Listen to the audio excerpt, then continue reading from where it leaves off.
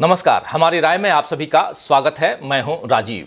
दोस्तों, लगातार हम लोग देख रहे हैं कि भाजपा के जो भारतीय जनता पार्टी के जो कार्यकर्ता हैं वो महिलाओं का किस ढंग से अपमान कर रहे हैं। और उसका जो ताज़ा उदाहरण है वो मध्य प्रदेश से आया है, जब कर्नल सोफिया कुरैशी को लेकर मध्य प्रदेश के एक मंत्री ने, कैबिनेट स्तर का मंत्री, उन्होंने जो बयान दिया है और उसकी काफ़ी भर्त्सना हो रही है। इसके अलावा आपने देखा होगा कि पिछले दिनों हिमांशी नरवाल को लेकर भी ट्रोल आर्मी ने किस ढंग से अपमानजनक कहें तो बयान दिया था। और ऐसे ही बयान विक्रम मिस्री की बेटी को लेकर भी कहा गया, उनको भी ट्रोल किया गया। ये आखिर चल क्या रहा है? हमारी राय में इसी मसले पर हम आपके सामने चर्चा करेंगे। और इसके अलावा आखिर क्यों भारत और पाकिस्तान के बीच जो कॉन्फ्लिक्ट हुआ, उस कॉन्फ्लिक्ट में महिलाओं के अपमान को क्यों सामने लाया जा रहा है, ये सब हम जानने समझने की कोशिश इस हमारी राय में करेंगे। दरअसल दोस्तों, भाजपा ने अपने वोट बढ़ाने के लिए जिस सांप्रदायिक ध्रुवीकरण को हथियार बनाया था और इसके लिए अपनी एक अघोषित सेना तैयार की थी, अब वही सेना भस्मासुर बनकर भाजपा के पीछे लग गई है। इसकी ताजा मिसाल मध्य प्रदेश से आई है, जहां भाजपा सरकार के मंत्री विजय शाह ने एक बेहद अशिष्ट, अभद्र और अशोभनीय टिप्पणी कर्नल सोफिया कुरैशी के लिए की थी। जनजातीय कार्य मंत्री विजय शाह सोमवार को यानी कल इंदौर के महू के रायकुंडा गांव में आयोजित एक कार्यक्रम में पहुंचे थे। इस दौरान उन्होंने कर्नल सोफिया कुरैशी को लेकर बेहद घटिया बयान दे दिया, जिसका वीडियो मंगलवार को वायरल हुआ। वीडियो में उन्होंने इतनी निर्लज्जता भरी हुई टिप्पणी की, और खासकर कर्नल सोफिया कुरैशी के लिए की, कि यहां उसे दोहराना कर्नल सोफिया की बेकदरी ही मानी जाएगी, बेइज्जती मानी जाएगी। लेकिन टिप्पणी का सार यही था। टिप्पणी के यानी उन्होंने जो कहा है, उनका जो बयान है, उसका अगर मतलब समझने की कोशिश करें तो वो यही है कि धर्म के कारण उन्होंने कर्नल सोफिया कुरैशी के संबंध आतंकवादियों से जोड़े। ऐसा करते हुए विजय शाह, जो मंत्री साहब हैं, मंत्री साहब विजय शाह को यह उम्मीद रही होगी कि सरदार उन्हें शाबाशी देगा। लेकिन अब सरदार को भी समझ आ गया है कि मामला पूरा उल्टा पड़ गया है। इसलिए सरदार और उनके सिपह सालार अब मामले को संभालने में लग गए हैं। खुद विजय शाह को समझ आ गया कि इस समय सांप्रदायिक सेना का कोई सिपाही खड़ा नहीं होगा, तो उन्होंने माफी मांग ली।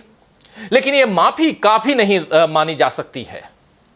कांग्रेस ने कल विजय शाह के घर के बाहर प्रदर्शन किया। इधर रतलाम में उनके खिलाफ मामला दर्ज करवाया गया है और अब भी उनके खिलाफ विरोध जाहिर किया जा रहा है। इधर कांग्रेस अध्यक्ष मल्लिकार्जुन खड़गे ने ट्विटर पर लिखा है कि भाजपा की मध्य प्रदेश सरकार के एक मंत्री ने हमारी वीर बेटी कर्नल सोफिया कुरैशी के बारे में बेहद अपमानजनक, शर्मनाक और ओछी टिप्पणी की है। पहलगाम के आतंकी देश को बांटना चाहते थे, पर आतंकवादियों को मुंहतोड़ जवाब देने के लिए पूरे ऑपरेशन सिंदूर के दौरान देश एकजुट था। बीजेपी आरएसएस की मानसिकता महिला विरोधी रही है। पहले पहलगाम में शहीद नौसेना ऑफिसर की पत्नी को सोशल मीडिया पर ट्रोल किया गया, फिर विदेश सचिव विक्रम मिस्री की बेटी को तंग किया गया, और अब भाजपा के मंत्री हमारी वीरांगना सोफिया कुरैशी के लिए ऐसी अभद्र टिप्पणी कर रहे हैं। मोदी जी को तुरंत ऐसे मंत्री को बर्खास्त कर देना चाहिए। ये जो बयान है दोस्तों, ये बयान है कांग्रेस के अध्यक्ष मल्लिकार्जुन खड़गे का। इस सब पर कहें तो भाजपा नेतृत्व चौकन्ना हो गया है। भाजपा राष्ट्रीय अध्यक्ष, भारतीय जनता पार्टी के राष्ट्रीय अध्यक्ष जेपी नड्डा ने खुद संज्ञान लिया, तो मध्य प्रदेश भाजपा अध्यक्ष वीडी शर्मा ने विजय शाह को तलब किया और एक तस्वीर सामने आई है जिसमें विजय शाह हवाई चप्पलों में ही प्रदेश अध्यक्ष के सामने बैठे हैं। उन्होंने मीडिया के सामने भी कहा है कि मैं बहन सोफिया से 1000 बार माफी मांग सकता हूं।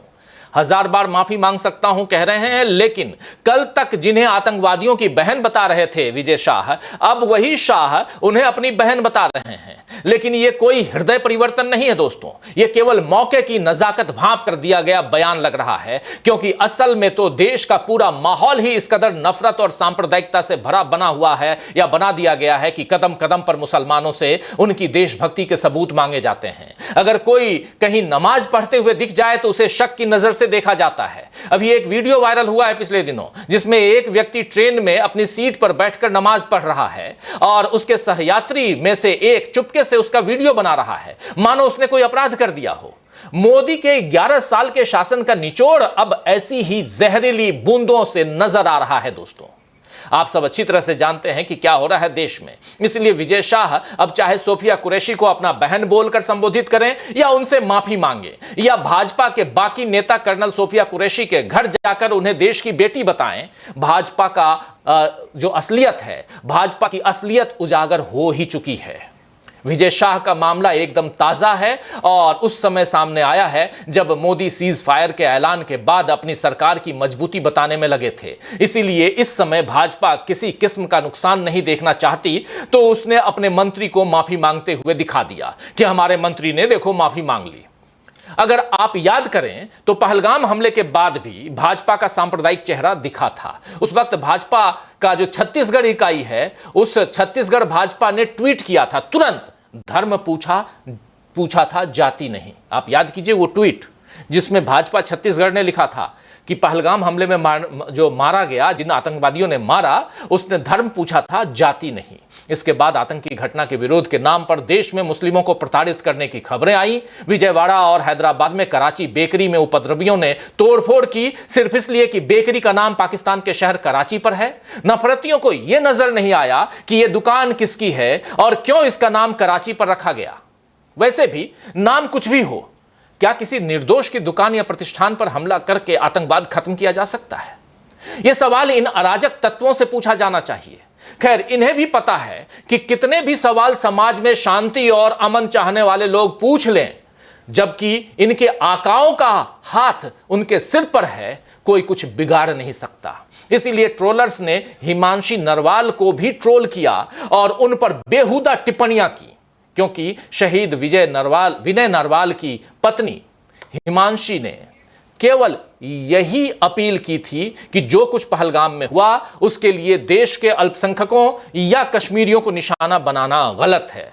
ऐसी नफरत मत दिखाइए, यह कहा था हिमांशी नरवाल ने। जिन लोगों के जीवन में केवल नफरत रस का संचार होता है दोस्तों, जिनके खून में नफरत हो, वे भला ऐसी बात कैसे बर्दाश्त कर सकते थे? लिहाजा उन्होंने हिमांशी नरवाल के चरित्र पर ही कीचड़ उछाल दिया। सांप्रदायिक नफरत से भरे उन्मादी लोगों की ये खास पहचान है कि जब उन्हें किसी स्त्री का, किसी महिला का विरोध करना हो तो वो उसके चरित्र को दागदार करने की कोशिश करते हैं। कर्नल सोफिया कुरैशी के मामले को भी इस एंगल से देखने की जरूरत है, आप अच्छी तरह से जानते हैं। वैसे जब युद्ध विराम यानी सीज फायर करने के फैसले के बारे में विदेश सचिव विक्रम मिस्री ने जानकारी दी तो ट्रोलर ने उन्हें भी निशाने पर ले लिया। उनके साथ साथ उनकी बेटी के सोशल मीडिया अकाउंट्स पर जाकर ट्रोलिंग की गई। इस शर्मनाक वाकये पर आईपीएस एसोसिएशन ने, इन दोनों ने तो अपने सदस्य के, अपने मेंबर के साथ खड़ा नजर आया। ये पूरा का पूरा एसोसिएशन, उसने इसके खिलाफ बयान भी जारी किया।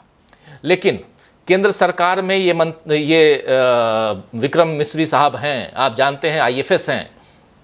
केंद्र सरकार ने इस पर एक शब्द नहीं कहा, न ही भाजपा की तरफ से कोई अफसोस या चिंता जाहिर की गई कि समाज में कैसे लोगों का दुस्साहस इतना बढ़ गया है कि वो एक अधिकारी को ट्रोल कर सकते हैं जिसने केवल अपना कर्तव्य निभाया है।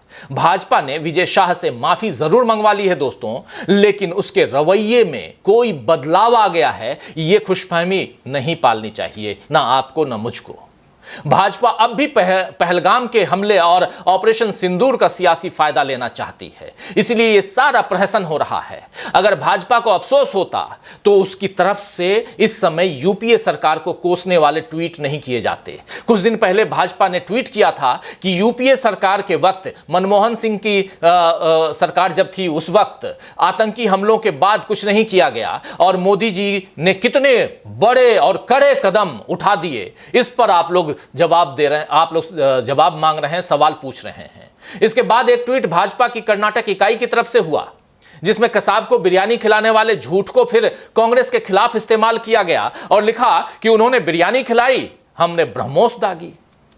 भाई साहब, बिरयानी वाली बात तो उज्जवल निकम जो देश की तरफ से कसाब के खिलाफ लड़ रहे थे, वकील साहब, उन्होंने कही थी और उन्होंने बाद में कहा भी था कि बिरयानी की बात मैंने इसलिए कही थी ताकि देश की जनता, देश के आवाम का गुस्सा कसाब के खिलाफ आए, लेकिन गुस्सा कसाब के खिलाफ नहीं, मनमोहन सिंह और उनकी सरकार के खिलाफ चला गया। और उसी झूठ को अब फिर अभी भी भाजपा की इकाई, कर्नाटक इकाई जो है वो भुनाने की कोशिश कर रही है। इसलिए लिख रही है कि उन्होंने बिरयानी खिलाई, हमने ब्रह्मोस दागी।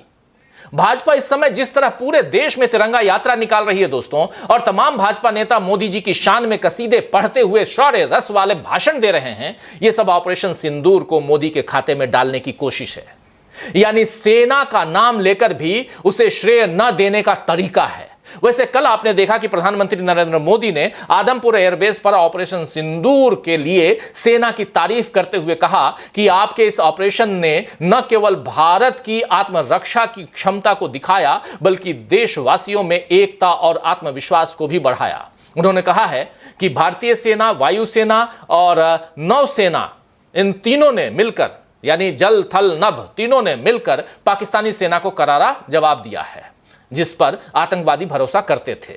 वहीं आखिर में सैनिकों के परिवारों को भी धन्यवाद देना नरेंद्र मोदी नहीं भूले। उन्होंने कहा है कि आपके परिवार भी इस युद्ध के सच्चे सिपाही हैं, उनकी प्रेरणा और बलिदान के बिना यह संभव नहीं होता। प्रधानमंत्री ने सैनिकों से यह भी वादा किया कि सरकार उनकी जरूरतों को पूरा करने और सेना को और मजबूत करने के लिए हर संभव कदम उठाएगी।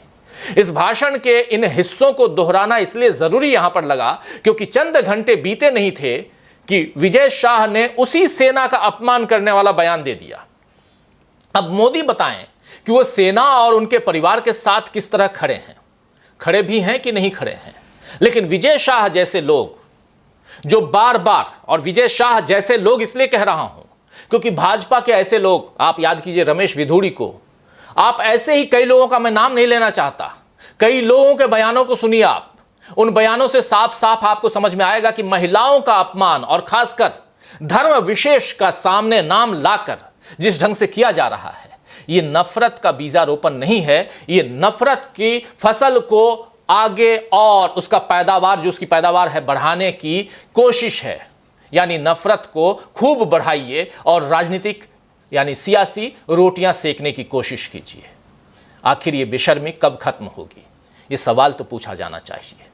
तो आज के लिए बस इतना ही। नमस्कार, आपसे फिर मुलाकात होगी। नमस्कार।